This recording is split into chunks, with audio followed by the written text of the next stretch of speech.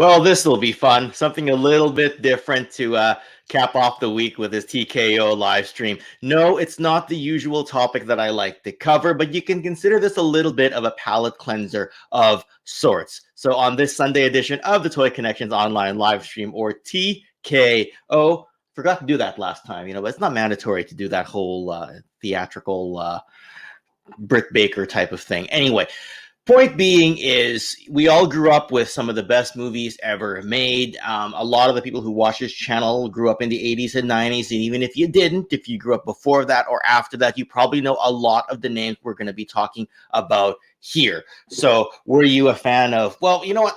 I could sit here and name drop a bunch of actors. You saw the thumbnail already, and I could just go on and on and on about each of them. But I brought a bunch of friends who are far more passionate about this stuff than I am, many of whom actually inspired the whole theme of this particular stream. So let's just bring everybody on one by one here. And it's been a little while. It's been a minute, but he's back on his channel. He took a short hiatus, but Jim Largo from Largo's Lair, my friend, welcome back to TKO. Hey, TKO. TKO. Nice. I watched a little bit of your, about half of your live stream there with Action Figures and Wilhelm, who's actually in the chat that I see right now. And it was quite enlightening to see what other people are going through. We often put, like I always say, like some people have said that when we go and do these live streams, we're acting to some degree. And I'm like, I don't think we're acting. I think you're putting your best foot forward. You're still within your usual mindset. You're still you, but you're putting your best foot forward. But who knows what goes on when the cameras are off? Who knows what goes on behind the scenes? So it was enlightening to see some of that. Well, thank you. I think that's fair. We all put our best face forward when we're doing something public. But yeah, it's a commonality that all men share, that, you got your struggles you got to deal with. And it's good to share coping mechanisms, including my dog who's chiming in. Sorry. Oh, yes, our good friend over there who probably wants to be on the live stream. Well, you deal with your dog. I'm going to continue briefly here. So one person who has largely got me back into the 80s movie genre and says, Ken, it doesn't always have to be about CGI and spoiled effects and everything like that. Just listen to the story and get to the core acting and the funness and rawness of that era. And he will not, he never leaves, well, sorry, I should say he never leaves me alone. He would if I didn't keep poking him and saying that, oh, but 2000s movies are better with the CGI theatrics. I'll let him stand up for himself. Gazz, come on over, buddy. And nice shirt. Practical effects. Indeed. Yes. Nothing beats it. Remember when I watched Total Recall and I was like, oh, but you could tell that it's just puppetry and all that. And you're like, so what, Ken? So what? Real. That's the fun of it. It's real. It's not CGI. It's real. Not that CGI is bad, but it's real. Yes. Back in the day when there was an explosion and a car flips over, there was a guy in that car, man. That's right. Yes. That's right. When that car jumped over the ravine in Hooper, there was a guy in that car. That's right. And somehow I had your microphone settings low. Yeah. That's for Ooh. And this is for Wilhelm. I saw that comment, Wilhelm. Because they live? To chew bubblegum and kick ass, and I'm all out of bubblegum. Yes, I'm trying to find the comment, but okay. Yeah, sorry. I had your mic settings tweaked kind of low for some reason. I'm not sure why. Is it? Let me check my. No, you're fine. I had you at 80%. I mean, you should be over 100%. I don't know why. So anyway, all right then. That's right. We want 100% gas. That's right. Speaking of gas and friends, this wouldn't be a full roundtable panel without somebody to kick the door down. And I said something about theatrics. This man is good at both being raw and having theatrics. That's why we love him so much. He's mostly clean shaven. He's wearing my favorite t-shirt in the entire universe. But Hans Chow, come on over, buddy. Let's have this. What up, Joe? How are you going, boys? I'm a practical effects guy myself as well. I didn't realize it was going to delve into all that too. So, Yeah. CGI dudes are taking out jobs and that sort of thing. I mean, but I'm one of those people who was like perpetually impressed by Star Wars Phantom Menace because I was like, ooh, more lightsabers, ooh, bright scenery, ooh, CGI. I was one of those. You know what I mean? It was a bit shallow in my tastes, I'll admit. But you folks have helped me get back to the core of what the films and movies are about. till I talk to you folks, I probably would have turned off a lot of the older movies. And we're going to talk a little bit about Big Trouble in Little China, or it'll naturally come up in conversation because this isn't your typical TKO where I come up with a question and I go around the table. I used to do that until, and again, as you know this, I used to do that as a way to keep the flow of the conversation going because I didn't know how to manage a live stream yet. But as we all kind of learn each other's knowledge, like we know what people are into, as we kind of get a feel for each other and don't trip over each other in conversation and can naturally keep the conversation flowing, you probably noticed I've eased away from that format. And that's largely because I start talking about that and Gazz is like, it went fine without the format, Ken. Gazz is one of my sounding boards, and so is Hans. And sometimes Largo when his internet's working, like today. Yeah. Right. Yeah. So, we're all limbered up. We're loosey goosey. We'll keep it flowing. All right.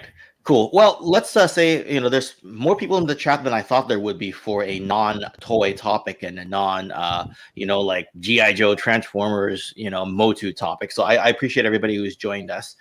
I asked Bjorn what this meant at Joe Fest, and I think it's something that a gnome says, and he more or less confirmed it, but in typical Bjorn fashion, he didn't really confirm it. He just sort of half nodded and agreed with me, then moved on with his day.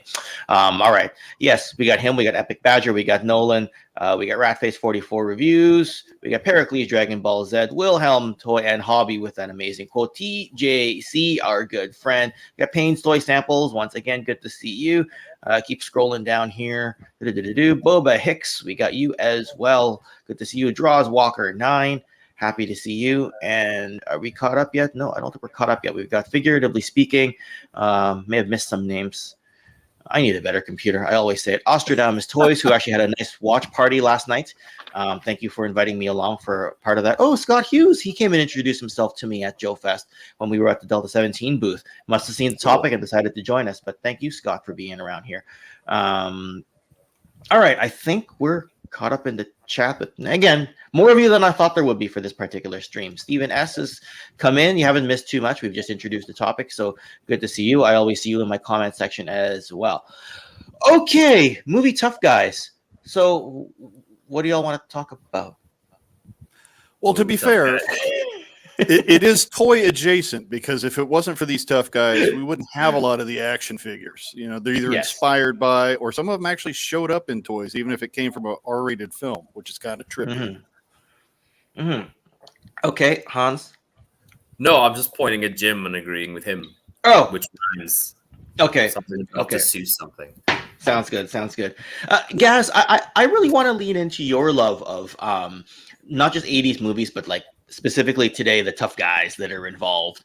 And it's because, like up until about a year ago, you weren't really doing a lot of live streams. And then we kind of realized that there was a lot of this untapped potential of, like knowledge and helping get the word out there. And then all of a sudden now everybody's fighting to get Gazz on this streams. Whereas a year ago, he was just sort of the guy pressing like in the chats. And a few months before that, I think Hans started doing live streams just a few months before that. And I don't think he was fully tapped into the live stream thing as well. Right. And for that matter, now that I think about it, I always saw Largo's name, but I don't think you were really on live streams until around that time as well. So it's unless you have a backstory I don't know about.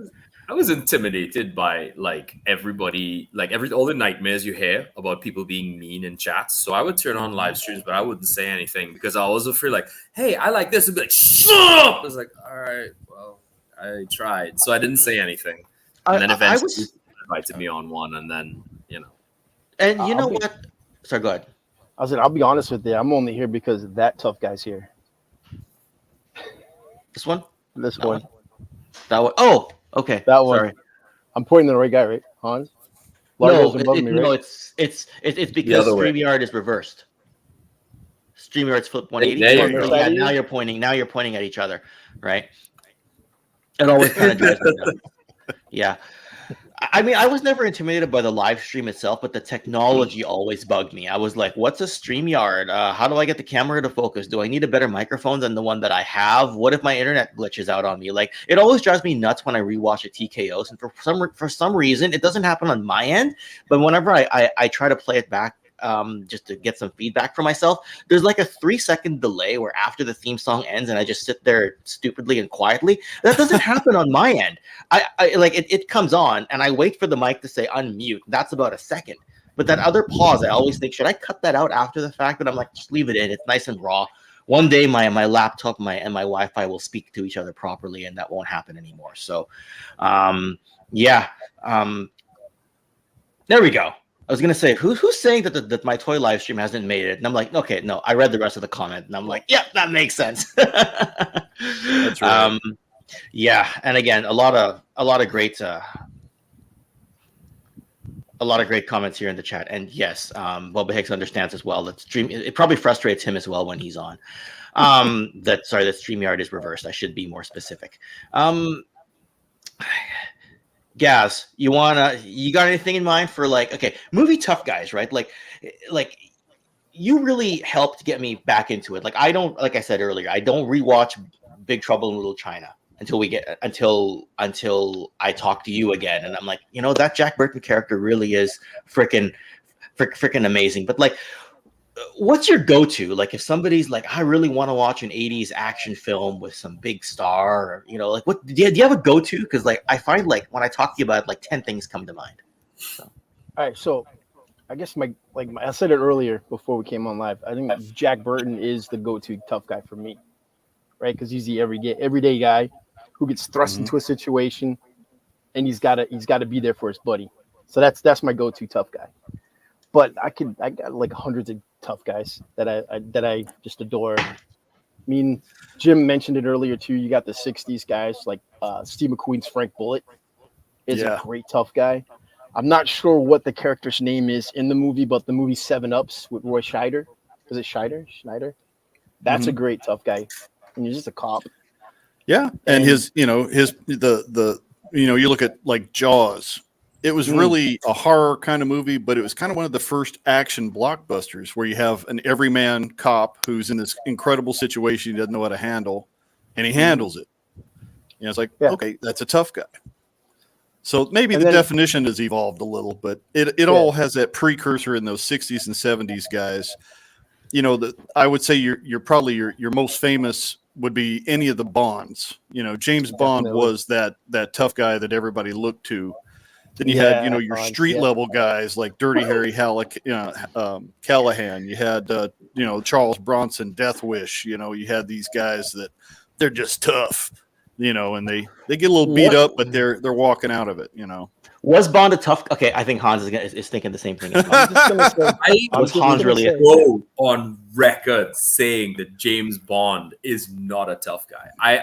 James Bond has never been a tough guy. Never. The only one I've ever seen who was close to being a tough guy was Daniel Craig. All the rest of these other guys are these smooth dudes. These aren't tough guys. They're romance spy guys before they're tough guys. Tough guy might be their secondary specialty. But all those guys were gorgeous. Only Daniel Craig was the only one who was like, who looked like he'd been through the ringer. The first time you see him as James Bond, he's fighting a dude in the toilet, which is the worst place to fight anybody. I'd say Timothy Dalton did a little bit more of the fisticuffs as well. But you're right. In the books, the Ian Fleming books, he's more of a tough guy than he is in the films. They're not even. That's funny enough. You'd say fisticuffs, right? Because fisticuffs is what everybody else does. Those guys actually don't do fisticuffs. They do pugilism. They're like, very much like, wow, now, man. What Dragon Ball just said is right. Connery was a tough guy. Connery was a tough guy. I'll give you that. And Dalton was a tough guy. And I say, what's his name? Majesty's Secret Service. It's on the tip of my tongue. Lazenby? No. Yes. I think he was a bit of a tough guy. The movie didn't really portray him as a tough guy, but I could see that if he did a few more, he would have been a tough guy. Yeah, fair enough. And the Dalton ones are what the Craig ones are based off. Is that greediness that Dalton was. Yeah, but he had that suave. I largely grew up with Pierce Brosnan as Bond, so that's why I was kind of like, he doesn't really strike me as a tough guy. See, look at this right here. You're all like, do you even know James Bond? Ken? Yeah, we got the box set, and I watched a bunch of the movies were good, but he's not a tough guy. He ain't a tough guy. Yeah, I agree. The movies were good. It was all about stunts mostly, except for GoldenEye. I think GoldenEye is probably his best one. The rest of them are basic stunts and basic whatever. But he wasn't a tough guy. I would argue Brosnan was actually more sensual than all the other ones Boy, yeah. he was more sensual than all the rest. He was, Yeah, that's fair. But I will say about Moore. I will say about Moore. He wasn't a tough guy because he was that SWAT debonair guy. But you watch him in A View to a Kill, his last one, a little bit too old to be James Bond. That fight scene in the house with the shotgun and the rocks up. All right. I mean, like, I didn't know we were going to veer off into Bond, but I'm glad we did, right? Because that was like one of the furthest things from my mind when this conversation started. GoldenEye Yeah, is still like one of the anyway. Well, top three And the video game. Now, before we get too far from Big Trouble in Little China, I did want to say to everybody that I stole this photo from Matthew Comstock's collection. Just because, and Gazz, you got one of these at the show. Yeah, it's the Chinatown trucker. I mean Jack Burton. I mean, well, Chinatown yeah. trucker. I mean, Jack It's it's the not Jack Burton, and this was at Joe Fest. They had a few of them there, and I didn't realize at the time until Fixer told me that the Marauders doesn't always do the geared up figures to sell them. They often like sell you just the parts, and then and then they kit them up at the show. And man, I wished I jumped on this. Now I know it's a little bit different because he's wearing a t-shirt rather than the tank top, but it's still largely got the right logo. It's it's got the mullet. It just looks so 80s. I think he's got the right gun. He's got the right pants and everything. It's just when I get the chance, I'm either gonna get this when they do a proper like kitted up one, or at least have all the parts where I can buy, or I'll buy the Fresh Monkey Fiction version of it. But it's like when I saw this, I was like, I got to do that tough guy stream, because Gaz, I think I mentioned doing this stream like 5 months ago to you, and I just never got around to it. I'm just saying, where is my Jack Burton 3 3/4 with the Pork Chop Express? Where is it? Yeah, where is it? Got to have the truck. Are you saying where is it and pointing at the Delta 17 shirt? Is that what you're saying? I'm saying where is it? Where is it? Delta 17, Eagle Force, whoever, make it. Somebody make it. Then you can just reuse the head with the mullet on it for a few. God. That movie is, it's perfect. I think it's a perfect film. Yeah. Well, to bring it back to the. You kind of, I mean, to bring it back to the 80s, in my opinion, the first 80s action tough guy was Indiana Jones, Raiders of the Lost Ark. Yeah. That tipped off the 80s with a whole different thing we'd never seen before. It was kind of an homage to the old cliffhangers, but he was his own guy, and he was flawed, but he was still cool, and he did know the fisticuffs. He could put his dukes up. I agree with you, Largo. Yeah, Indy is one of the top tough guys, because again, he's thrust into a situation. I mean, he's going after something and he gets pushed into the situation. Like, oh boy, here comes the Nazis. Oh, these what were they called? The Indian guys, I forget what they're called. Oh, the thuggy, something like that. Yeah, thuggies. The ones in the second one. Yeah. Yeah. All that stuff. It's just thrown into that. And, yeah. Now, to be fair, in the second one, he does show up in the tuxedo, kind of looking like a little bit of James Bond. What was that? When did the Raiders come out? What year? 81 or 82? 80. I think it was 81. 81. Yeah, pretty sure it was 81. Dragon Balls has a good comment as well. Underrated movie Action Jackson with Carl Weathers. Carl Weathers, yes. Oh, what a movie that was. And I forget the guy who played the coach in the TV show Coach. Was the bad guy? Oh yeah. Oh, I can't remember his name now. Someone will say Craig T. Nelson. Yes, he was trying to sell like the Pontiac Fiero, and it looked like a Testarossa. When you put the Fiero through the building, it's like, okay. You can't get better than that. People I haven't seen in a long time. People might forget the Carl Weathers Action Jackson connection just because like they'll see him and the first thing they're going to think is the Rocky films.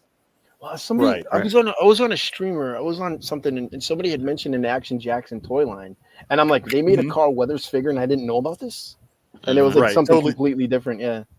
Yeah, it was very different, more like the Mego figures, but Carl Weathers was all through the 80s in the background. Not just Rocky, he was also in Predator. You've got him You know, he was just that go-to actor when you need somebody to play off of another character who's a tough guy. You call Carl. Yeah. Good movie. Good movie. Yeah.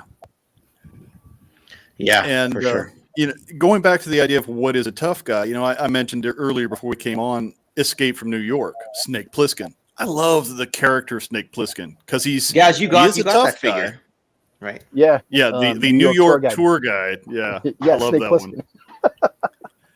And it's an idea. It's like I love when everybody meets him. It's like, I thought you'd be taller, because he has this legend that comes before him. Everybody thinks he's like this bulletproof guy, and he's like, he's just this grizzled dude who's been in some stuff, and you know, there's this urban legend around him, and he's like, yeah, I can do the thing. But unlike Jack Burton, he actually acts the tough guy though. He's got that like, yeah, it's me, Swagger. Snake. It's either I thought you were taller, or I heard you were dead. Yeah. Well, the other Escape film didn't come out for like many years after, right? Like it was a massive gap in between. Yeah. So, yeah. Well, and the funny thing is, you know, when you look at the actor Kurt Russell, he was a Disney kid. He'd been all kinds of goofy G movies before that. He wasn't seen as a tough guy. So when John Carpenter cast him, everybody's like, "Really, that kid?" But he nailed it. And then you have him in Tango and Cash.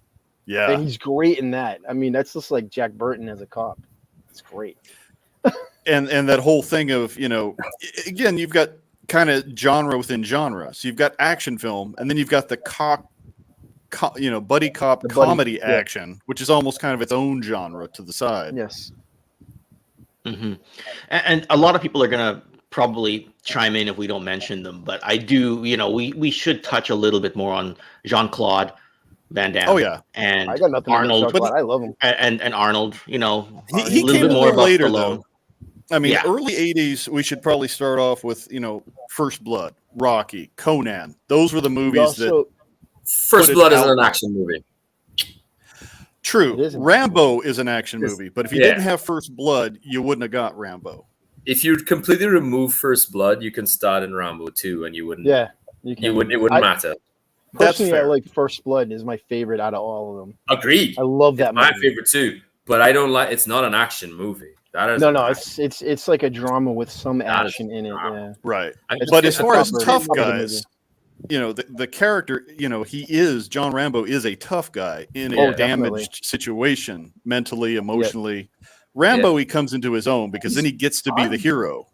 Arguably, at the end of that movie, you see that he is actually the antithesis of a tough guy. He has put up a face because he wants to put up a face. The end of that movie is the deconstruction of the Hollywood tough guy. Because after he slaughtered everyone, though. Well, Segal was done with Commando after he saved his daughter. That's probably what he did, because that sort of thing is, you know, in First Blood, I think he only killed. He doesn't even kill anybody. I don't think. No, he just hurts people. He doesn't want to do it anymore. Okay, that's true. You're right. Because the guy that was trying to kill him fell off the helicopter. Yes, that's what I was thinking. Right, he came that close to killing the sheriff. Other than that, he didn't kill anybody. He didn't kill anybody. Yeah, he just kind of the Batman left alone, man. Yeah. And he was definitely holding back. I mean, he could have annihilated those guys. He had the skill set. That wasn't what he wanted to do. So you're right, Hans. That's a very good point. Then at the opposite end, you have John Matrix, Commando. He's he's in the beginning, he's like one with nature. He's feeding deer. He's with his daughter, eating ice cream, having fun. And then they come to get him. You know what I mean? And then it's screw it. I'm killing them all. He doesn't stop. I don't think he sleeps, eats, or goes to the bathroom after they kidnap his dad. He just goes. He set that watch. He's time to handle them all. Hang on the moment. Beep. And then he does take enough time to throw in some good comedy one-liners, though. He does make time for that. I mean, he got a blanket pillow for his friend. Yeah. Killed him. Put him to sleep. He climbed out the plane. They went to work. Good stuff. Sully, remember what I said? I killed you last. I lied. Yeah, And that was Like, definitely Meatball. part of that beginning rivalry between Stallone and Oh, yeah. Schwarzenegger, where it's like, okay, Definitely. you're going to do Commando, I'm going to do Cobra. Okay, where do we go from there? Mando was more of his answer to Rambo, right? That's fair. Yeah. yeah. Rambo was better than Commando, I think. I believe. I mean, I'd rather watch Rambo than Commando. Well, And I It didn't was certainly think more successful. I would Made more Cobra and money. Red Heat were the two that kind of went against each other, I think. Red Heat And was I- good. Yeah. Yeah, I liked Red Heat. Cobra was better. Those Yeah. were like neck and neck, man. Marion And then- Cobretti, what a I will badass. say this though, of all the action, of all the yeah, that name though. Anyway, of all the action people, of all the action stars that we're speaking of right now, Arnold Schwarzenegger is the only one with any kind of versatility because Conan, nobody did Conan except Schwarzenegger. Everybody else was contemporary Vietnam, that sort of thing. But he went back in time and he was like, I'm going to fight the giant snake on screen. And that was him. Nobody else did that. You had Mark Singer as the Beastmaster. That's the Beastmaster, but he didn't go on to have this legacy. But yes, Beastmaster for sure. But Swords and Sorcery, for me, of all the big Van Damme never did it. None of them did. Even Steven Seagal in all his infinite actionness never went back and was like, I'm gonna wield a sword and fight a dragon. He did. None of them did. It was only Schwarzenegger. Right. And that was something we saw in the 80s and 90s that was different with action. Was before that, you had actors who would do an action scene. Now, all of a sudden, you've got bodybuilders, you've got Aikido guys, you've got all kinds of different martial artists. They're not actors, but they're put into these roles because they've got the skills and can do it on camera, and they give them their acting chops later. You know, Schwarzenegger was known for... He wasn't known for his acting to begin with. Yeah, you have to give it to Arnold because they told him he couldn't do it, and he said, "I'm going to do it." I mean, you got to give it to him there. That guy was. Stallone and Van Damme were better actors than Arnold was, but the roles that Arnold took, he was very strategic.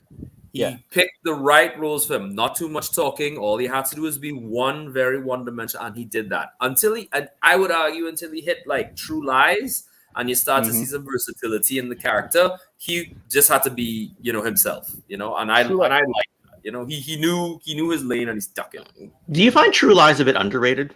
No. Because I find people underrated or overrated. Last Action Hero is underrated. Underrated. That one was critically panned when it came out. But it aged. I think it actually aged well. The thing about True Lies, for some reason, when I talk to people about Arnold, they don't bring that one up right away. They bring up Terminator, obviously. They bring up Predator, the first one, obviously. I find just as many people bring up Commando as they do Last Action Hero, but maybe it's just the people that I talk to. I think Last Action Hero was ahead of its time because it wasn't really a satire of action movies. It was a celebration of action movies, and it was maybe a little too meta because you've got the kid going into the films. He knows the genre, he knows the cliches, and he's trying to warn the hero that Jack, these things are going to happen. It's like, I don't know what you're talking about, So it has aged pretty well. I think it's better now than it was when it first came out, if that makes sense. It was good when it came out too. It's just that people, I don't know, some people go into an action movie and look to have these religious awakenings. No, go in and have fun. Remember what fun is, Get your popcorn, get your drink, sit down and have a good time. That's all it is. That's right. It doesn't need to be Oscar or Emmy nominated. It doesn't need any of that. It just needs to be fun. Look at Prey. Prey just came out. Prey got Praise, it just needed to look, and it got nominated for 6 Emmys just by being loyal to the source material. Yes. When a lot of people rank the Predator movies, a lot of people will say the 87 film is number 1 and then Prey is number 2, and some people will even say Prey is the better one. No. Nah, they're wrong.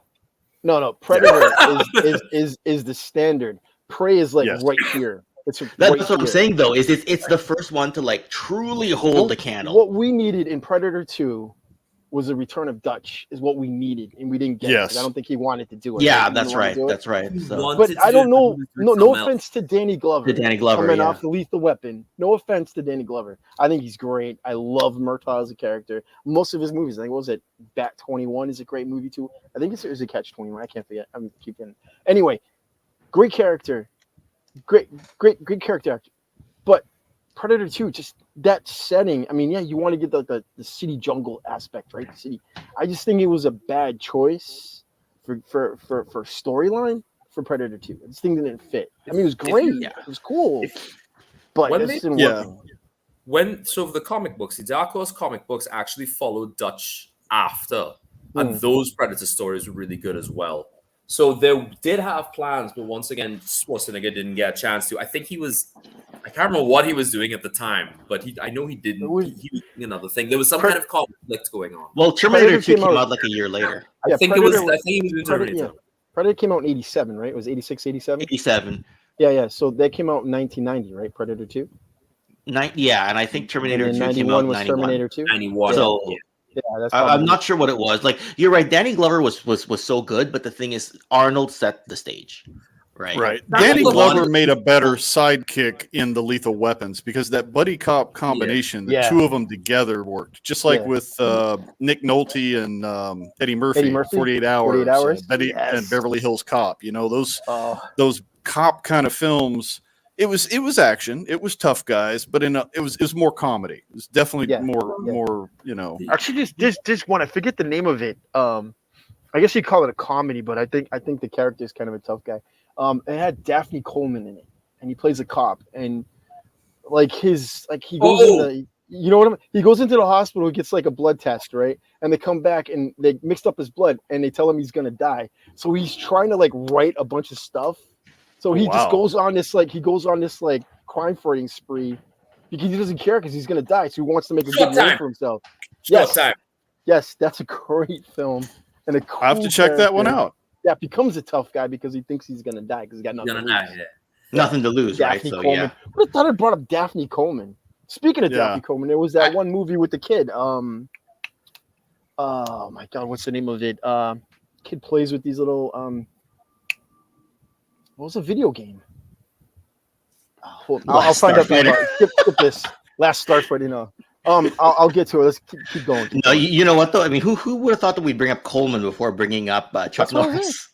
Yeah. Chuck Norris. That's a whole nother Lone job. Wolf McQuade, man. Yes. Lone Wolf Lone McQuade, Wolf, yes. Missing in Action. What was the other one he did? Invasion USA. Mhm. So it was Invasion like, USA, great film. yeah, it's like he wasn't one particular character, but he was always Chuck Norris. It didn't matter which film. I mean, Chuck you got Norris the plays Chuck Chuck Norris Norris, experience. right? Yeah, So- exactly. You know, Yeah. one of my favorites from, the 70s, he was in with Bruce Lee. Fist of Fury. Oh, I see- think it was Return of the Dragon. That's Return of the Dragon. Return of the Return Dragon. of the Dragon. They fought in the Yeah. Coliseum. Yeah. Mm. And so he had he had real martial arts skills, but he also had the acting chops, and he was a little more sophisticated tough guy than some of the others that came out. But he kind of bridged that gap between 70s street fighting to bigger blockbuster film guy, and then got his freaking cartoon for the Karate Commandos. It's like, how'd that happen?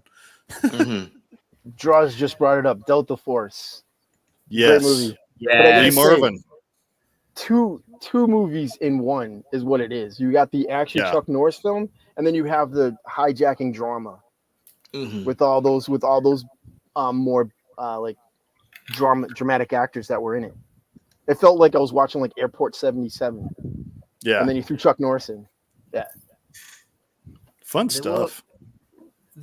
The action movie genre in and unto itself, whether we like it or not, kind of shaped a lot of us because we looked to these guys and we whether we liked it or not, we walked out of those movies walking like Schwarzenegger and walking like Stallone and trying our best to be, it kind of sets you into that mindset of if a missile was to fly at me right now, I think I'd handle it pretty well. I'd get a plus. I think that's something that is it's greatly missing nowadays because we're not allowed to be super tough guys anymore. We're like, well, you have to be sensitive. It's like, well, I cry too. And when I do cry, it's like, well, why don't you be more tough? It's like, shut up. I just want to dodge missiles and shoot aliens.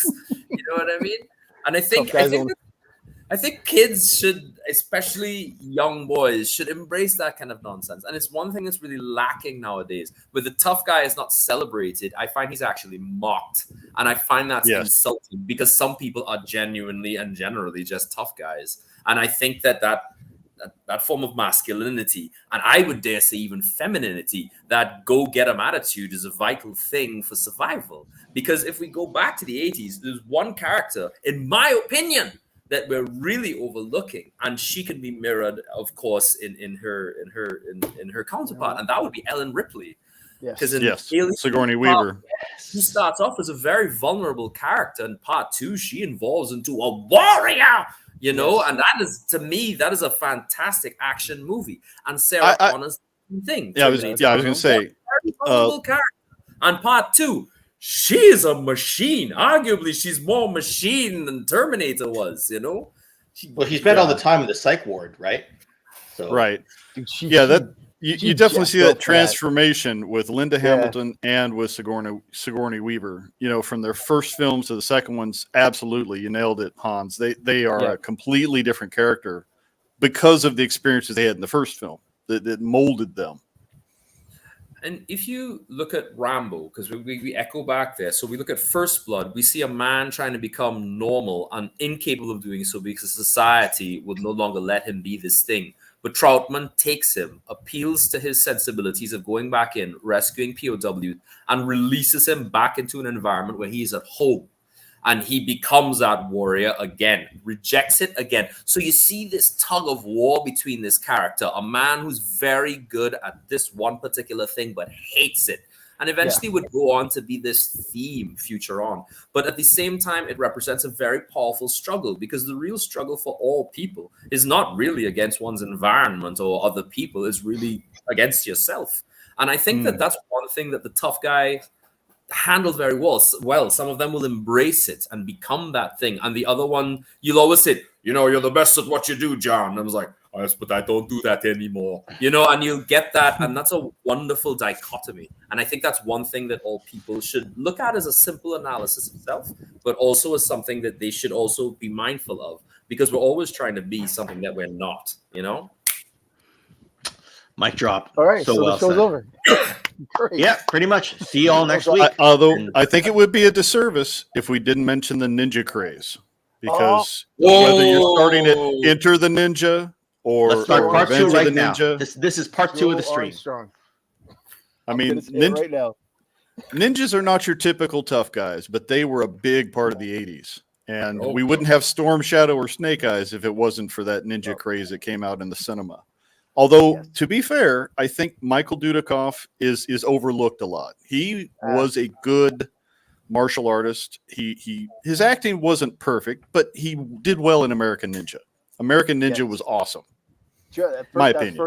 That first one, he was a silent, quiet type, kept to himself, and knew what he could do. So that's a quintessential tough guy. Joe Armstrong, high up there, and so is Sho Kusagi, which Anthony Romo just mentioned. He's such a great martial artist himself, and great ninja movies, and always not trying to be the ninja. You know, like he doesn't want to do. He has family. His family gets attacked. Don a ninja suit and go kick some ass, right? And there were a lot of excellent martial artists who couldn't break into Hollywood. They were huge in Hong Kong. You know, you had that whole 70s kung fu craze, and then, you know, what came after that. Very few were able to make that transition into Hollywood. You know, you think about Bruce Lee, but it's like, yeah, Bruce Lee was really good, but he was more famous for what he did overseas. You know, Jackie Chan's another great example. Yep. He was able to have comedic timing and great martial arts. Bronx, right? Yeah. Mr. The whole Mr. police, Nice Guy? yeah. Was Mr. Nice Guy's the other one? Yeah. Anyway. Yeah, those came a little later, but yeah. The Police Story. Police Story. Yes, they're great. They're great. So as we're talking about ninjas, this character I think transcends it, and it's funny that we're talking a lot about movies and not talking about TV series as well. But I think Lee Van Cleef as the master. Oh yeah, that series of him basically just training that the other dude as being a ninja. I think that's like one of the most undersung ninja stories ever, because he actually was very much a ninja. he was very much on quick movement and all this sort of thing. And the idea of that master apprentice role in an extended feature, because I think there were how many episodes were there? 14, 20 something episodes or something like that. There was a good few.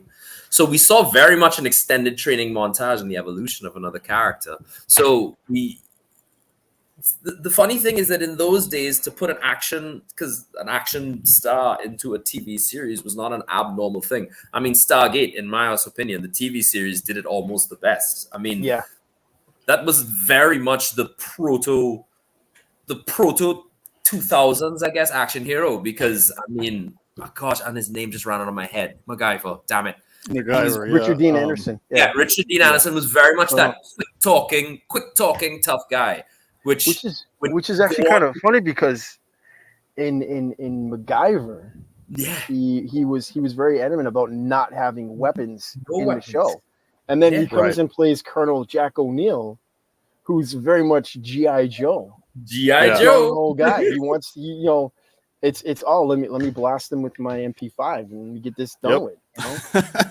It was it. And in both roles with MacGyver, I would even say MacGyver is a tough guy, but we're not touching on TV, right? But with Stargate, Part 2, because I mean Stargate, he really becomes a genuine action tough guy. Serious. I mean Jack O'Neill with his witty humor and his I'm gonna go beat you up. Yeah. And it's like his biting humor and satire covered a very dark underpinning. It's like this guy's seen some stuff and he doesn't want to talk about it. In the first Stargate movie, he tries to kill himself. Yeah. He tries. With Kurt Russell. He did a good job. Which is Kurt Russell. Exactly. It's great. Jack O'Neill, man. Should be a G.I. Joe.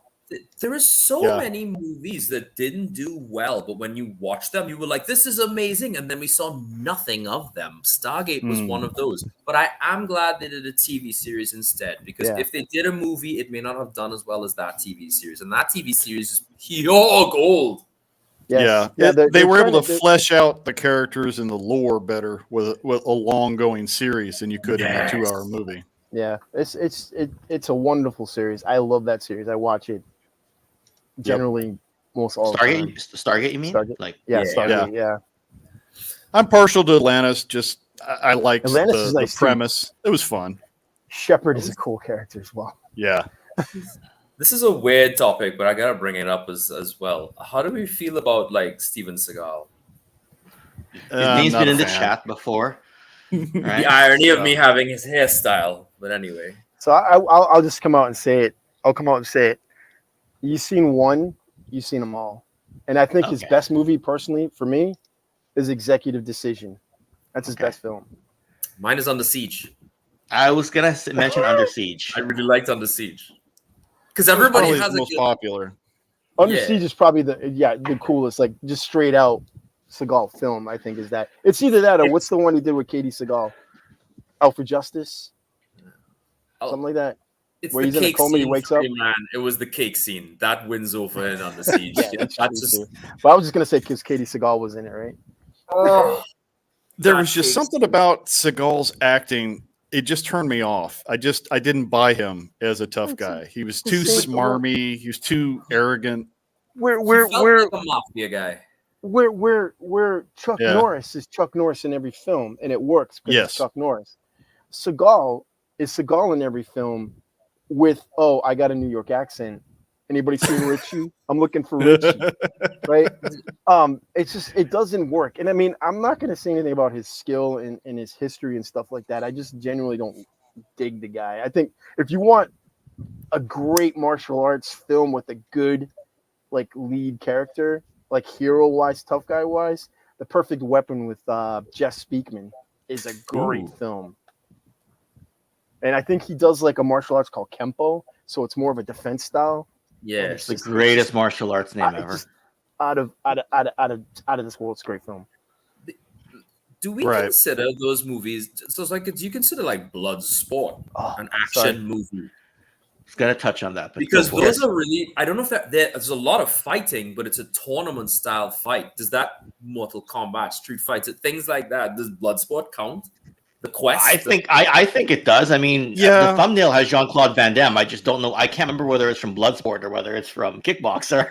I liked Lionheart Yeah. better, but if you separate the Frank Dukes fictional stuff, because he kind of blew things up larger than what his reality was, it was a fun movie. It was a good popcorn flick.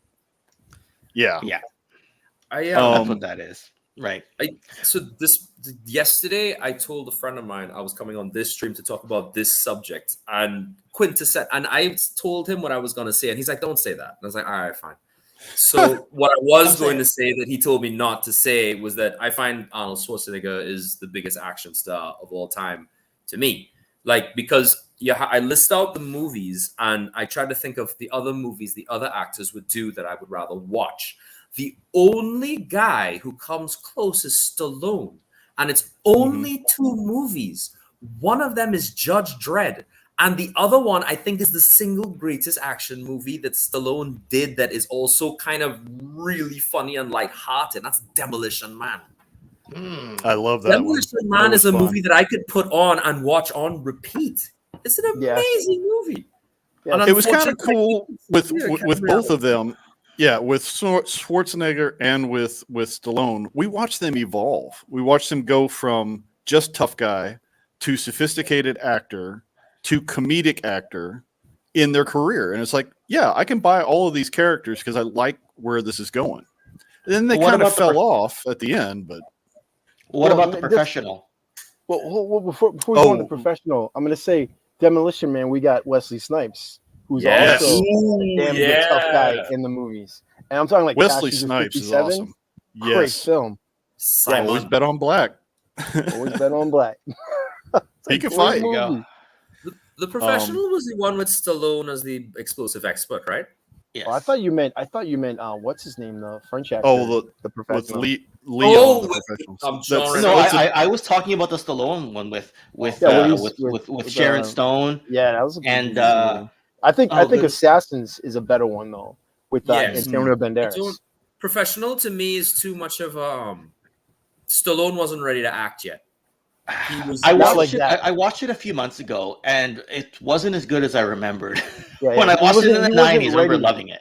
He wasn't ready in that. I don't think he was ready for that kind of role because it wasn't like the action movie that he does. And I don't think people were ready to see that side of Stallone. James Woods was a good bad guy in that film, I felt. But yeah.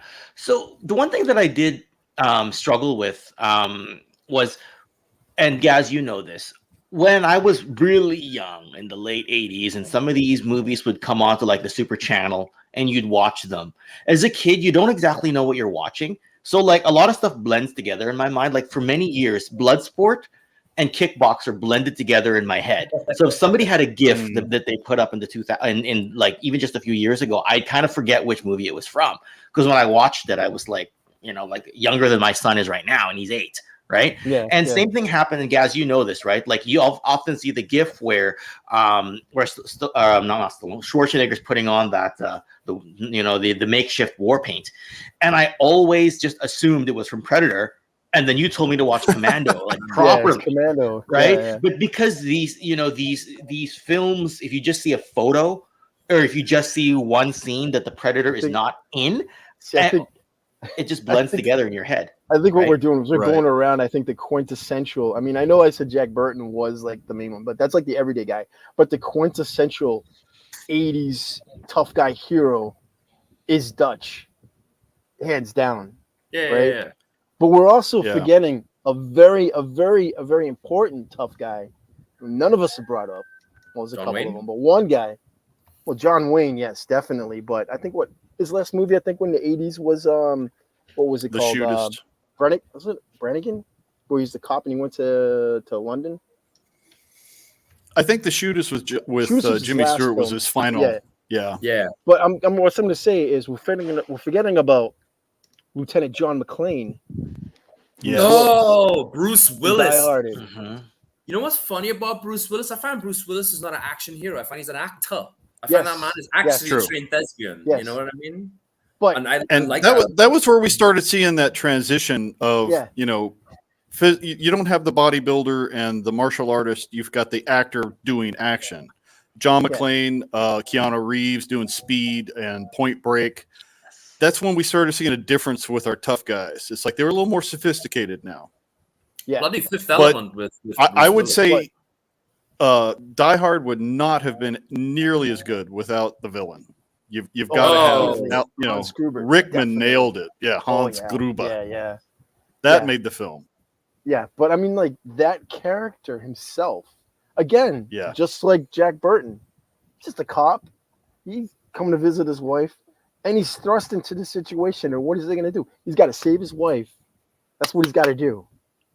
And then even coming out of the, I think kind of stealing the show was when Holly punched out the reporter at the end, right? It's like everybody wanted to do it while you're watching it, and she did it, and then she did it again in the second one. Right. Everybody in the theater's like, yeah. But no, I mean, like you gotta like, you have those characters like McClane and Riggs. Those guys, those are again the characters that they're badass. You can tell they're badass. But to them, they're not badass. They're just the cop. This is my job. This is what I do. But where would RoboCop fall into that? Because he's not really. I mean, he's an everyday man who's been put into a very sci-fi. Yeah, Murphy. Yeah. As a character, I wouldn't classify as your classic tough guy. But there's so many layers to that first film. It's satire. It's ultra violence. It's dark comedy. That's First Blood. It's all those things before it's action. Yeah. Okay. Like Pierre Weller is a good actor. My favorite Pierre Weller movies is Buckaroo Banzai. Yeah. Yeah, the one you recommended to me, Gazz. But I wouldn't classify that dude as a tough guy because he's not. He's just a hero. And that's all he is, straight out. It's like Superman was a movie that we had in the 80s. I wouldn't classify him as a tough guy because he's just a straight out hero. That's different, right? He's like the typical Boy Scout, right? Yeah. Cool. They're just heroes. They just didn't do the right thing because it's the right thing to do. Tough guy is just like, I'm thrust in a situation. I got to be the tough guy. I got to do this. I like that you brought up Superman because, as you know, in one of our chat groups, Gaz, we got into, wait, does Superman count as an 80s hero or is he a timeless hero? Do you remember that conversation? I'm like, I know he's a timeless character, but I felt he had his best decade in the 80s. That's just how I felt. Yeah. And maybe other people don't agree. I just felt like that was the decade of Superman. Like, it was a timeless hero. It's kind of like as J Bar Robbins said with the $6 Million Man comment. Yeah. I mean, that's like a timeless hero. Like he's Lee Majors. Mm-hmm. You have him in the 80s with the Fall Guy. Yeah. Right. But like I wouldn't. Yeah, go ahead. I mean, he is like a hero style character. Like the $6 Million Man. He's a hero character. He's a really tough guy, obviously with the bionics. If you talk about even before that, Colonel Steve Austin is a test pilot, a freaking astronaut. Yeah, he's a tough guy. Yeah, he's a tough guy. And again, he's thrusting. If you watch the pilot of that show, he just wants to die. He doesn't want to live like that. And he becomes this, and then he realizes that I could do some good with this. But again, for me, $6 Million Man, yes, he's a tough guy, but he's a timeless hero. I wouldn't throw him into the category with Jack Burton or I would say there's a parallel there. If Steve Austin didn't have Oscar Goldman, like Rambo had Troutman. Wouldn't have worked. Too, right. Mm-hmm. So the idea that we're really kind of running around and kind of playing with is the idea of tough may not be a physical thing, but rather a decision sort of thing. What one does mentally rather than what one can do physically, Yes, for sure. Yeah. Well said. Dutch, he loses his team. He's got to beat this thing. He knows he has to beat this thing. And it just becomes like a macho thing. It's me. Well, in the end, he's the only survivor. And I'm gonna kill it. Yeah, right? I'm gonna kill it. When did you ever see Arnold actually scared in a film? In Predator, he's scared of this thing. It's just wiped out all these other guys. In Terminator, he is the Predator, so it's completely different, right? Terminator is an interesting thing because, like, he didn't want to play that role. He did not want to play. He sat down with James Cameron, right? He sat down with James Cameron. He didn't think that was role. I think he wanted to play Reese. And James says, no, this role is perfect. Really? Yeah. Wow. This role is perfect for you. Just think about it. And he thought about it thought about the like nobody that's gonna be a big action star has ever done anything like this, and he did it, and it came off brilliantly. He didn't want to be the villain, and No, he didn't want he to be the became, you know, with T2, which I think is a superior film in some ways. He becomes the anti-hero, and you know he brought something new to the character. But in that first film, he's pure villain, and he plays it beautifully. Oh, Yeah. It's perfect role. I love it. I absolutely love it. Yeah, I didn't see that movie till I was closer to 11 or 12, and I just remember when he kills Reese. It's just something else. I mean, in terms of this is me getting a little off subject. That movie when I was younger, when I seen that for the first time, it generally scared the out of me. I think that makes sense. When I saw the beginning, when they show like Reese, the flashbacks of Reese in battle, and you see like the skulls and the tanks driving over it, I literally was like, I was afraid that shit was gonna happen. You know what I mean? I was when I was a little kid, I was scared. I think that's what made it so great, though. I think, listen, Don Bluth, a legendary animator, has a theory, and it goes like this. You can show a child all sorts of traumatic things, but once the ending of the movie is good, the child will be fine. And I think that's always a very important thing, and a lot of filmmakers are losing that now. Sometimes we watch a movie, the whole movie is depressing, and so is the ending, and we leave feeling miserable. But in those old action movies, some of the things got dark, some of the things got really rough, but at the end, they were okay. And because of that, it allowed us to actually exhale and catch our breaths. Yeah. A lot of movies nowadays don't let you catch your breath. It's just you hold your breath for the whole movie, then you leave holding your breath, and then you pass out. You know? That's what Prey was like for me. Yeah, but that worked out okay. You know what I mean? It turned out fine. We had a different zeitgeist too. We had the Cold War at its height. Yeah, you know, the idea of a nuclear Armageddon was a real thing. Yeah, and we see that reflected in our cinema. Yeah. Draws just brought up like Jean-Claude Van Damme, Hard Target, Double Impact. I love those movies too. Double Impact's the one where he plays twins, right? Double Impact's the one where he plays twins. He has like the hardcore smuggler twin, and then the Hollywood exercise guy, right? That was a great film. That was a great film. Is another one of those guys who I find is more of an actor than he is an action hero, because he actually could act, you know. But he's also a martial artist. He's won trophies and tournaments and stuff. And I mean, like him showing up in the Expendables 2 as the bad guy, I was like, oh, this is perfect. He doesn't need to be in the movie. He's the bad guy. This is great, and he plays it off well. And of that triumvirate, I think we've seen his butt on screen more than everybody else's. Jean-Claude's bum. More than everyone else's. That's true. That's true. Don't you love this topic? Don't you just I got another Michael Biehn. Michael Biehn. Reese. Well, we just talked about him, sort of. Yeah. Was Corporal Hicks in Aliens? Hicks. The main character. I forget what his name was in Navy SEALs with Charlie Sheen. Great character. Good hero. Did he play in the? Character. I was gonna say he played in the Abyss too as a Navy. Yeah, he was in Navy SEAL in the Abyss as well. Yep. Yeah. I mean, what a great like his characters that he's played, and they're pretty good tough guys. Really good tough guys. Yeah. I think the tough guy thing. I think. Okay, so let's use Kurt Russell once again in Big Trouble in Little China. It's like, because he's a trucker, like he ends up with a gun and he ends up shooting people and stuff like that. But the reality is like no military training. He's just a dude. Yeah. You know, so he's a street fighter. He's the everyman. The scene where he shoots a couple guys and he looks over, and I forget what the character's name was, and he looks at him and goes, "Wait, you never killed the guy before?" He's like, "Yeah." He just walks away. It's like that's what anybody would do in that situation. Like, you're not gonna say no. And he's like, he's the goofy tough guy, right? He plays like no. I mean, in a way, he's playing like John Wayne as a trucker. You know what I mean? He's got that like swagger and stuff, and he's trying to pretend to be that guy, and he ends up being that guy. Yeah, and he ends up surrounded by martial artists, guys who understand, how to fight, and he's just like, I just know how to street fight. I just know how to, hit things with a lead pipe or shoot them, but I'll figure it out.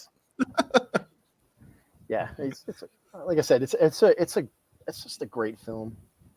highlight of the 80s is what the 80s is. It's just crazy. They should make more stuff like that than what we get today. But I'm not saying everything that comes out today is bad. But I would say CGI is a double-edged sword.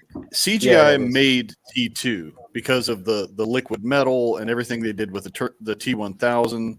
It made it awesome. But then again, everybody else started aping the idea of using CGI to the point where action movies now, it's a computer-generated cartoon and there's some actors in it. It's like, really? For me, one of my favorite franchises that is actually sadly coming to a close is the Mission Impossible franchise with Tom Cruise. You just saw the latest one. I did, and the thing I like about it is they do a lot of practical stuff in there as well as CGI stuff. And Tom Cruise himself does what he can do for stunts. I mean, I think it was not the one before this, but I think the one before that. He was like doing a building jump, and he literally broke his ankle doing the stunt, but played it off like he didn't until after the shot was done. You know what I mean? And then they had to go into, I think, 6 weeks of hiatus because he broke his ankle. But I'm like, those type of movies, because of the fact that I know that they're doing actual practical stuff and they're mixing in CGI, because you're going to do that. You want to get that. You want to get that power, right? But it's just the movies are, I think, they're good, fun action flicks with some cool little storylines in them, and it makes it a fun time to go. And it doesn't, like I said, it doesn't need to win an award. It just has to entertain me, and if it entertains me, I'm digging it. And I like that. I think there's kind of a downside with modern action cinema, not just the CGI, but the idea that, you know, masculinity is toxic. The only thing that's come out of this that has been a great surprise to me is John Wick. You know, boy. You've got, it's like everybody's downplaying being a tough guy, and then you've got this somber, you know, introspective character who can kick some ass and has no problem, you know, deleting people. It's like, wow. So here's an interesting story. And by interesting, you're going to have to bear with me for about 45 seconds. It goes a little bit like this. Because we live, and I'm going to sound old, but I don't care because you're all old. And you're all in the chat. You're all old too. Whatever. Welcome to reality. Anyway, so back in our day, we used to be able to make decisions in a vacuum. So all of us have a bit of creativity in us. Each of us have sat down and had a serious go at writing a story. And each of us have had our imaginations, and whether we liked it or not, we've played it out with action figures. We've had ideas of stories, and that has been unpolluted by people outside of your friend's circle. As a writer, I sat down and wrote a story in the early 2000s to give to somebody. Game of Thrones came out, and I watched it, and everyone was talking about it. And naturally, Game of Thrones started to infiltrate into my story. And I started to realize my story was becoming two things. One, less and less mine. And also, two, a lot of the things I was trying to put in, I realized I was only putting it in because it was popular at the time. A lot of the writers nowadays live in a place where they believe if they do not insert these things into their movies and their creations, they are not going to be popular. They lose confidence in themselves. They lose their ability to act, their individuality. They sacrifice their individuality to gain popularity. And I think that's a horrible, horrible sin, because every artist and every writer has something unique to contribute. And as long as you keep looking at other people and copying their stuff and putting it into your own work, you are only ever going to be a cheap knockoff of other more successful writers. So most of the writers in Hollywood right now need to turn off all the social media, start reading everything else, sit down, analyze themselves and what they want to put on paper and put that in. And then when they pitch it to the producers, have the testicular fortitude to stick to their guns and say, you're a money man, I am a writer. Let the creative person be creative. You fund it. Shut up and take your profits. Would you say that's a symptom of groupthink? Yes, I would definitely say it's a symptom of groupthink because we're afraid not to belong. But the reality is the essence of the action star is that they understand that being special means also that they don't belong. They're willing to strike out against, man. So therefore, it's once again, we were raised on these things. We naturally rebel against. We all seek to be unique. And together, ironically, because we embrace, I say, Gazz, you be Gazz, and I'll back you up if you're Gazz. And Gazz, you back up Hans, because you know what? You want Hans to be Hans. And Jim, you be Jim, because me and Gazz will back you up as Jim. And we support each other's individuality, as opposed to trying to take our individuality and our individual creativities and dilute them down to the sake of being acceptable. Yeah, that is a mic drop. Yep. You know, I'd say, and that ties in directly with something Michael French did yesterday, talking about the writer strike and everything going on in Hollywood and the opportunity as YouTubers and people doing content. We have an opportunity here to replace for our community good quality content that's not coming out of Tinseltown or anywhere else right now. I would say that this is already happening on YouTube as a space. Yeah, probably some other channels. Because if you look at the fan Star Wars films, I mean, some of those they're beautiful. The way they do this, yeah, a lot of it's lightsaber and all that stuff, because everybody fantasizes of being a Jedi in Star Wars. But I would dare to say some of these short little stories are a lot better. And I don't want to crap on the newer Star Wars stuff. I don't want to do that.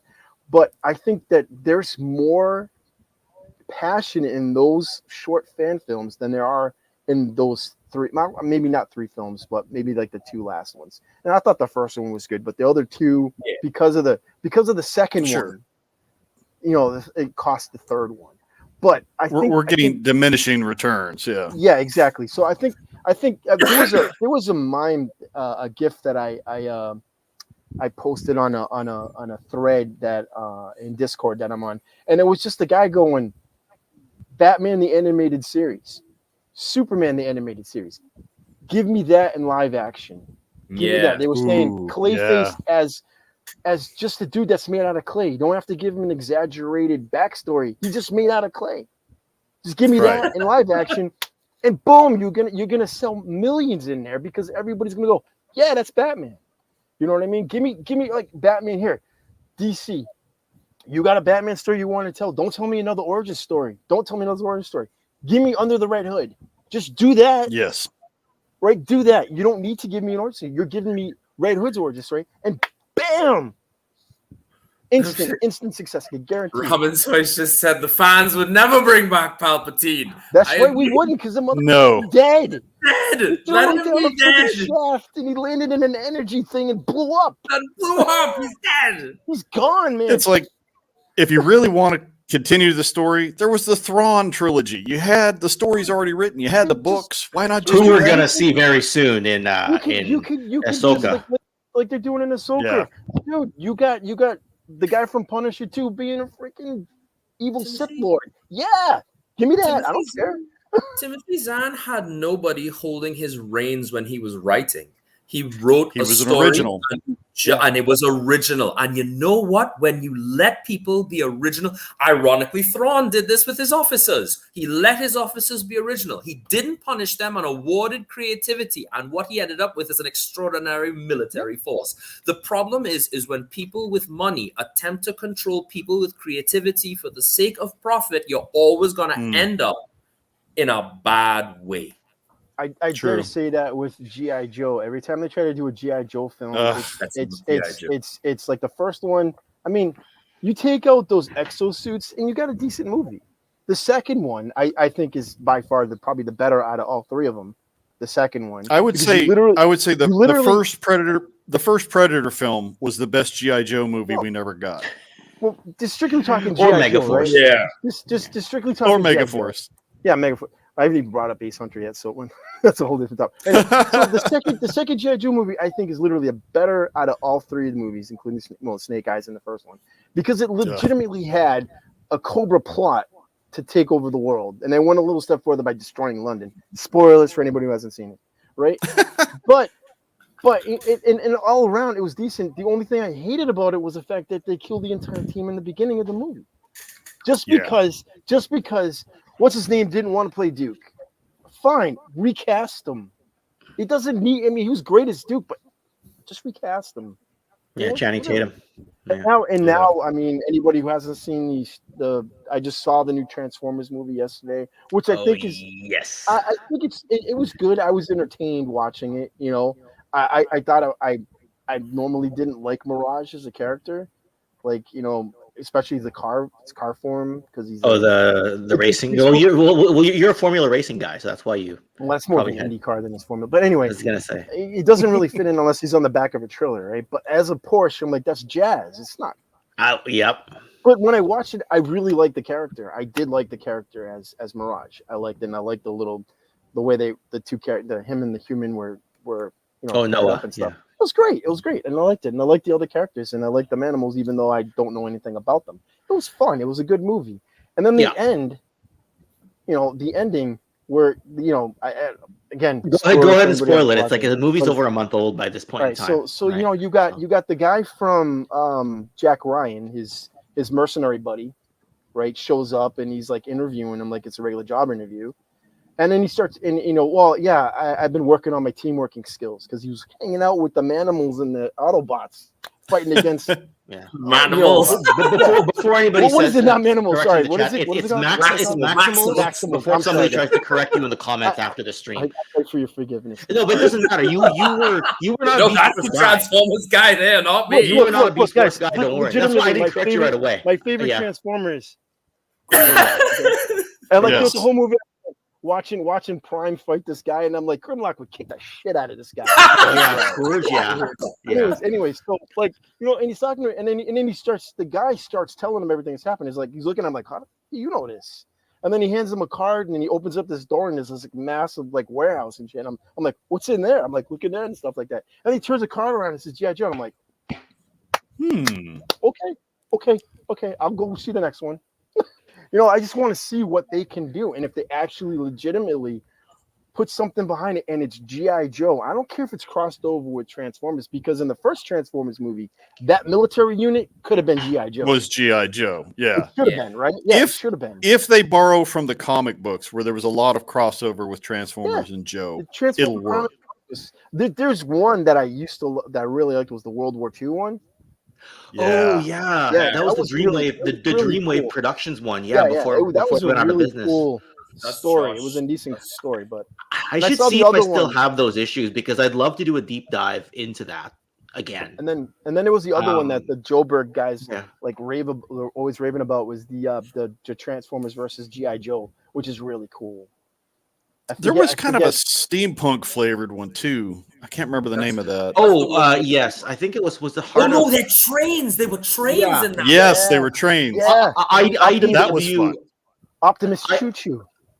IDW, Optimus Choo Choo. IDW had taken over by this time. What was it called? Was it Hearts of? What was it called? Hearts of Iron. Was it? No, I don't think that was it. IDW Hearts of. I don't know. Transformers. God, what's it called? Hearts of Steel.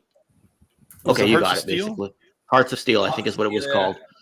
Yeah, this was kind of a Sorry, go ahead. Yeah, if you're gonna do an offshoot, do something that's got some pizzazz like that. I love steampunk. I love cyberpunk. It's like come up with something that puts a spin on it.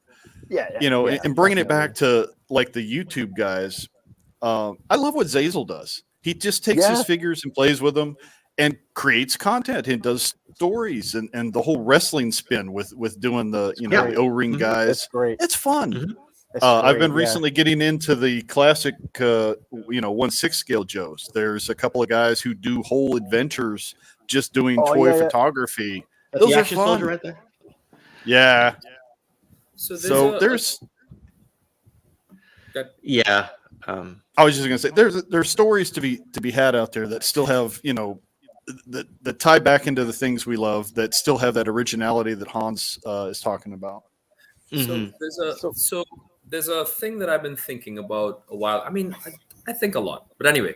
So I've always told this to myself, right?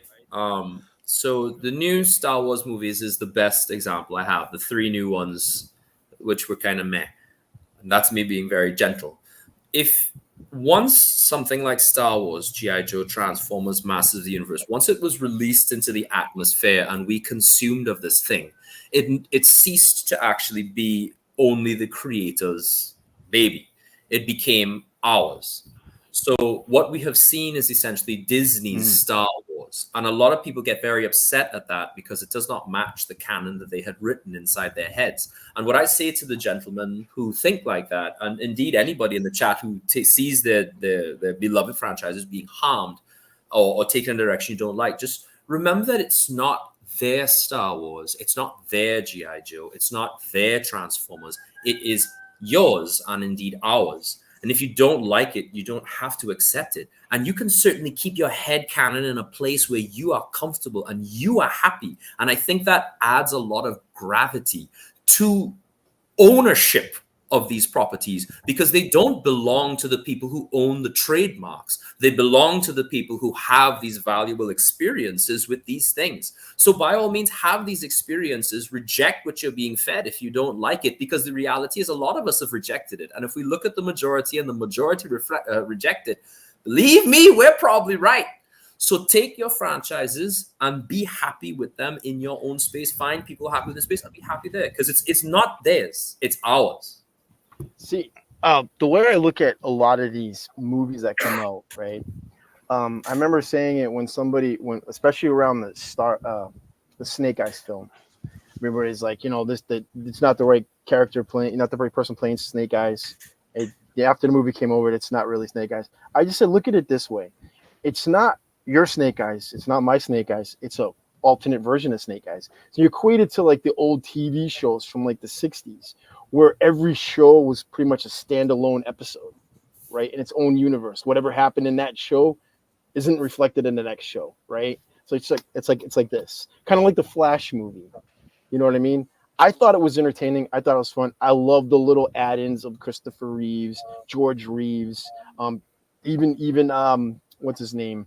Nicolas Cage as Superman in the film. If anybody hasn't seen, sorry, spoiler.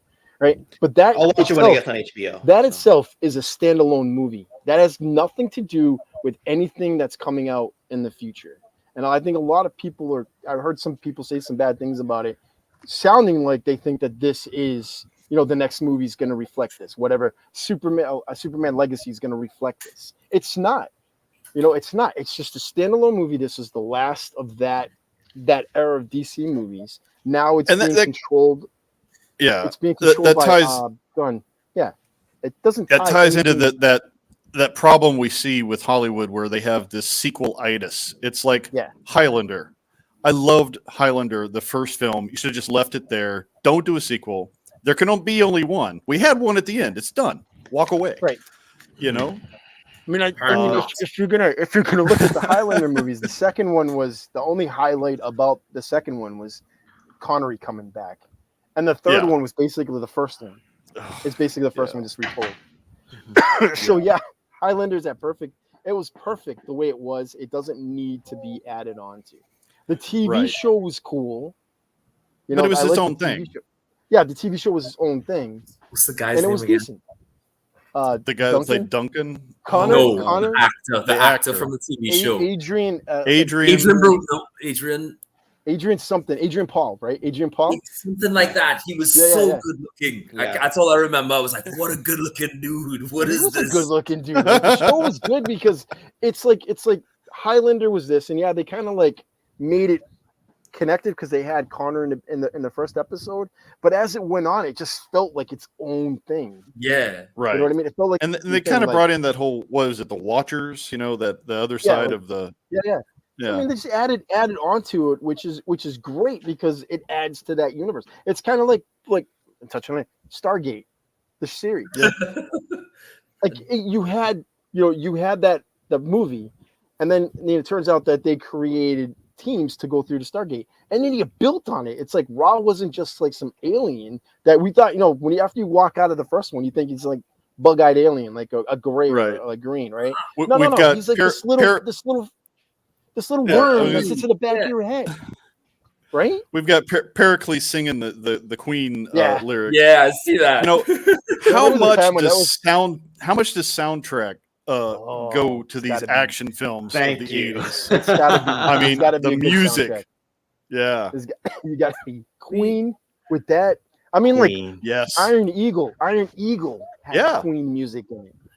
I feel like Excuse I me. think Freddie Mercury actually said that one day we will reach a place where digital music and music will be generated mostly by machines and stuff like that. And we're going to lose a lot of its soul. But certainly, like the 80s soundtracks, the 70s, I would argue, more impactful, gave us some of the greatest soundtracks of all time.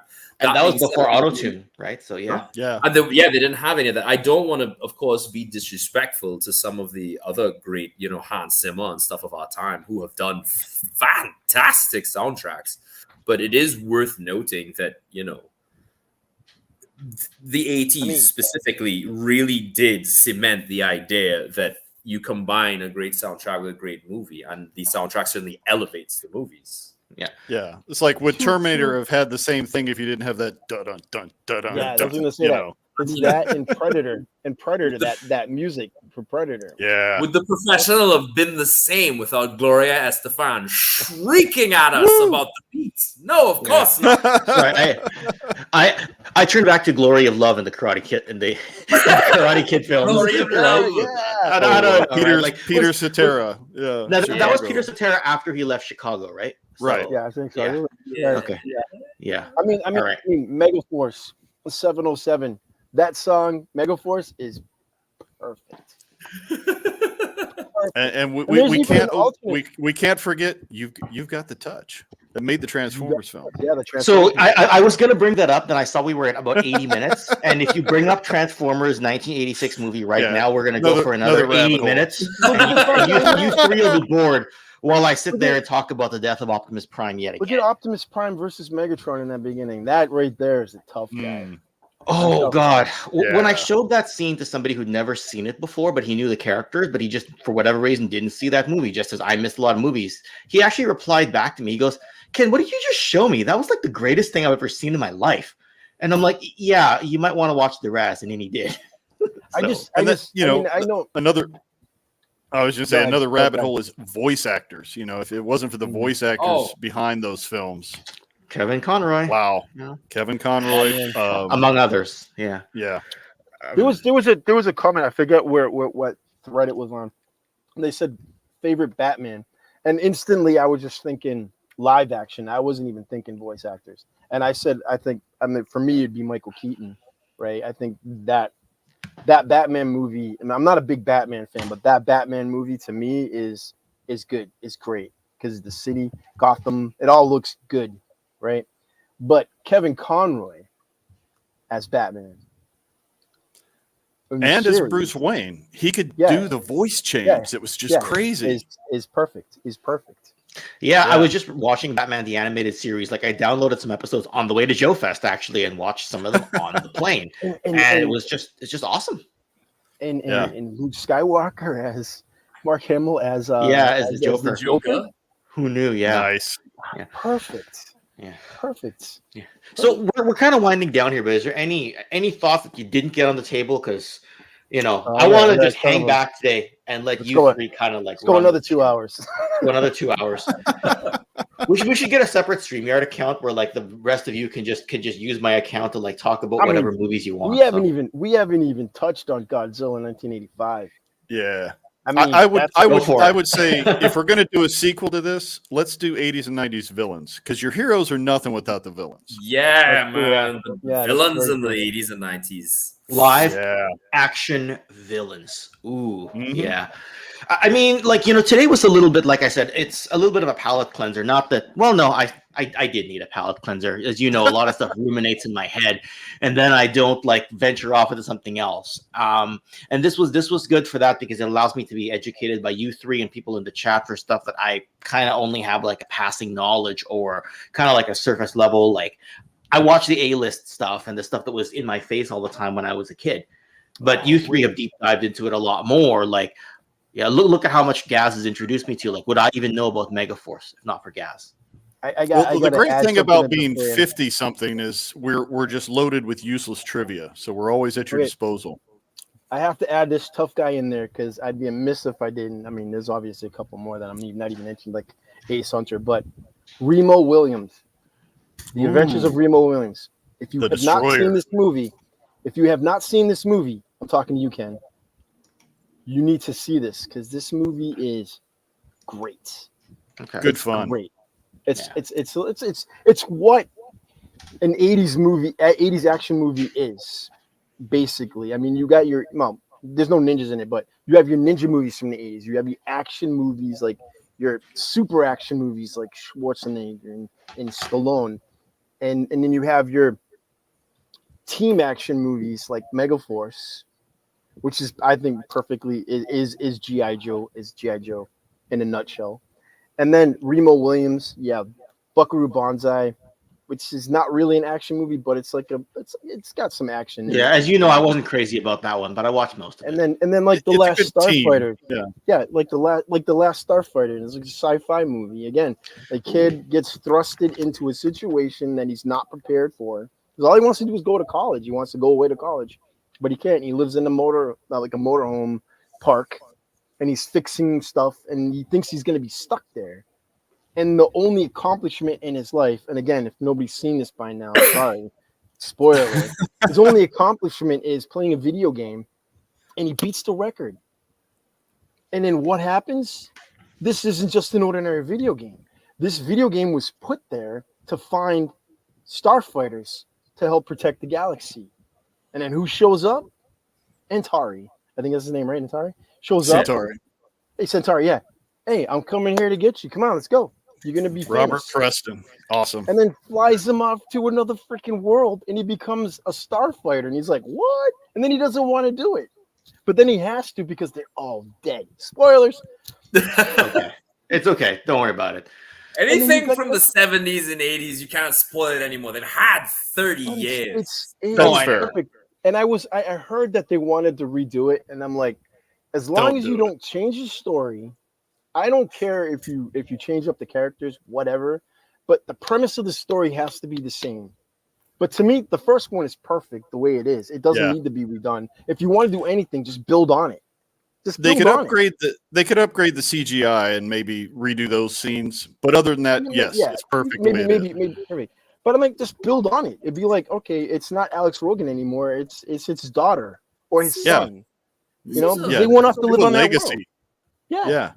This is a whole new kettle of fish that we've technically opened, because the reality is the people who own these properties, the dudes who have the money to own these properties, are like our age and older and thinking exactly what Gazz is thinking. Let's remake this thing. But you know what? I'm going to remake it with absolutely no talent as a writer or artist. And then, of course, they botch it. But you know what, man? In their own way, they are playing with the toys that they could afford as well. We don't like it and we don't have to. That's their thing. It might bomb, but they might be like, this is the greatest movie ever. But the reality ultimately is still, you know. As one of two of the biggest Megaforce fans on YouTube, me and Chad, I have to say, I get the question a lot from people. Hey, would you want Megaforce remade? I'm like, you can remake it, that's fine, but just build on it and it'll be better. Just build on it. You know, I mean, I don't care if you recast Ace Hunter, you know, but he's always going to be Ace to me, always. Mm-hmm. Well, right? some remakes work, right? Like people love the Total Recall. Sometimes they work, sometimes they don't. But to me, it's just build on it. Just bring back Ace as like the commander, because he was the commander, right? And there's just a new field commander. You know, I liked the new A-Team movie. Some people didn't. I thought it was a good reinterpretation. It was good. Yeah. Anyway, I didn't even think it was silly that they were trying to fly a tank. Because to me, that's the A-Team would try to do that. They would try to do that. Hannibal's that crazy. He's on the Jazz. He's gonna do that. And he's actually more anti-hero than Mr. T had the look, but I think Hannibal actually had more anti-hero tendencies than T. T was the muscle, or I keep calling him T. Mr. T was great in the show. Yeah, he was great. But for me, it's Hannibal. Without Hannibal, it doesn't work. I mean, without any of them, it doesn't really work. But without Hannibal, well, I mean, George Peppard was the big name. Yeah, he's the man with the plan. He's the guy that's going to get them through, no matter plan what. that comes together. They all look to him for that plan. Like when they're captured, what are we going to do now, Hannibal? It's not like, great, we're stuck here. It's Hannibal. What's the plan? Because they're all misfits without Hannibal. Yeah, and then in the movie, it was great because you see Hannibal trying to sculpt face to be, you know, be the guy with the plan. You know, because Face is the natural next guy to step up to be that guy, to be Hannibal. When Hannibal's gone, it's going to be Face. Yep. Right? It's perfect. It's perfect. I loved it. The movie was great. I wish they had done another one. I would have loved another one. Yeah. It's one of those times where I liked the way they recast the roles. I thought it was great. You know, Liam Nielsen as Hannibal. What's his name? Rampage Jackson as Rampage Jackson. Yeah, Bradley Cooper was Face. Murdoch? The guy that got to play Murdoch? Yeah. Anybody else that could play him other than Dwight Schultz, and that was in this guy. So, I mean, that guy acted his ass off in every show. In every show, he acted his ass off. And the best part was after the pilot, the guy that was playing Face in the pilot told him that the producers didn't want him. They were going to fire him. Oh, you're gone, yeah. Dwight, you're gone. They don't like yeah. you. And then they fired him because they said, no, you're too young to play the role. Nobody's going to believe that you're a Vietnam vet. And then they brought in Dirk Benedict. Yeah. That was Tim Dunnigan, I think. Yeah. Love all the passion on this stream. Largo, have you got any streams coming up this week? You do, I right? do. We're bringing back right? the Infinite playlist. Will be on Monday, tomorrow. And Awesome. we're bringing in one of our subscribers, Rostafibian. We're doing some SoCal kind of reggae vibes and checking out some music. So it'll be fun. Good stuff. Yeah, your channel is in the description below. I've got social media outlets for Hans and Gazz in the description below. But do either of you have any plans this week for, I don't know, whatever you're up to, Hans, Gazz, or do you just sort of maybe some Breakpoint tomorrow? Probably Breakpoint tomorrow. All right. I do have And I'm to drawing say, a lady riding a missile right now. That's gonna go up on my Instagram later. Nice. I do have to say, I love the display of TARDISes behind you, Jim. Oh, it's Doctor Who, yeah. Thanks. I am a Whovian. Doctor Who. Yes, me too, sir. Me too. Another I like franchise that needs some assistance, and it'll be nice to see what David Tennant does coming back. Yeah. My favorite- like some Danger Girl.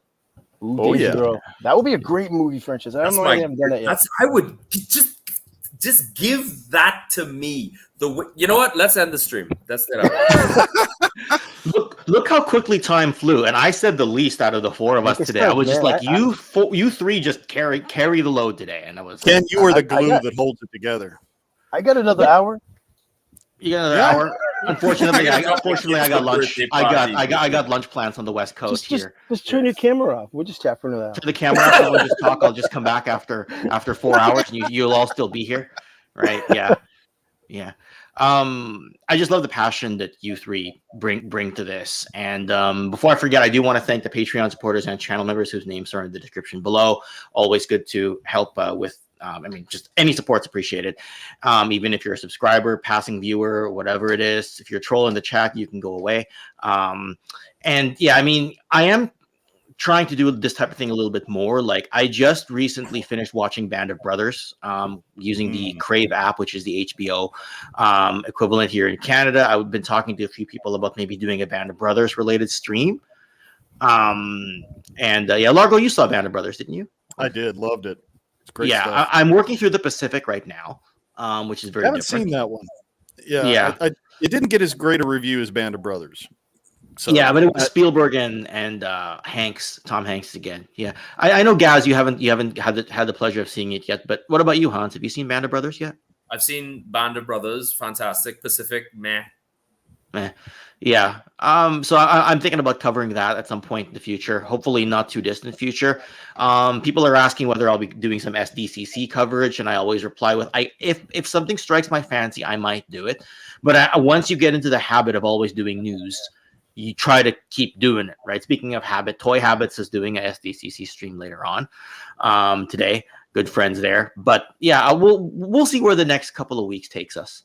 But otherwise, check out my G.I. Joe history of 1983 if you already haven't, that I put up on Friday as part of Cobra Convergence. Great episode too. And who was the co-voice actor, the co-voice in that one right there? Oh yeah. Hans. You did the work. I just said some stuff. It was awesome. Yeah, but you did really well, Hans, because a lot of people don't know. And here's a quick look behind the curtain before we end the stream. Is Hans actually, because like some people, it's hard to read somebody else's script, and in the case of some people, they'll take what I write and they'll say, can I convert it to point form and say it my own way? That's fine. Hans actually sent me 3 different, like for each paragraph I sent him, he sent like 3 different sets of inflections and let me pick which one I like, because he just wanted to say it 3 different ways, right? Hans and has that great worked out energy. really well. He was able to get that broadcasting voice kind of thing going on, and I was digging it. That's exactly what he did. That's exactly what he did, right? And yeah, shortly after, like, sorry, next week I've got another history of LJN Wrestling Superstars. I'm getting that series wrapped up so I could do one extended like documentary supercut of all 6 of the years, and then I'll just air like, you know, all 6 in one part with like an intro and outro, and I cut out the repetitive theme songs in between. Okay, I'll just go ahead and say that all my LJN stuff's already done. I'm just going to wait a few weeks before I release the rest. And then the week after that, Dom from Toy Domination, actually Gazz and Hans, you might have seen a preview already. I sent him some stuff to work on, and yeah, he throws some good humor into it. We go through the history of the Action Soldier, the 64 Action Soldier, and how he became Joe Colton later on. And Dom does some really good stuff in that video as well. That's ready to go, but I'll wait 2 weeks before I release it because I want to keep this, you know, YouTube likes it when you spread things out and not bomb the channel with 30 videos in 30 days and nothing for the next 30. So, yeah. Anyway, gentlemen, thank you all for being here, and all good friends of mine. And like Gaz says, we could go for another 2 hours. One day I'll just have to, like, when my family goes on vacation, we'll just do a marathon of streams and just rotate who gets on. Just one long stream. Just one long stream. Maybe I'll even pop off camera and just go work on something else, and then just come back after 90 minutes and say, "Are you folks done?" just prop Ralph up there. He can be the MC. Yeah. Do like an April Fool's Day or something like that, and just have Ralph come in and be like, "Ah, I took over the stream," you know. So yeah, always fun hanging out with you guys. Yeah. Awesome. Gents, Blast, man. thanks for everything, and we'll see you all again soon. I don't have a proper outro, so let's just do the wave goodbye thing. So thanks everybody. Mega Force.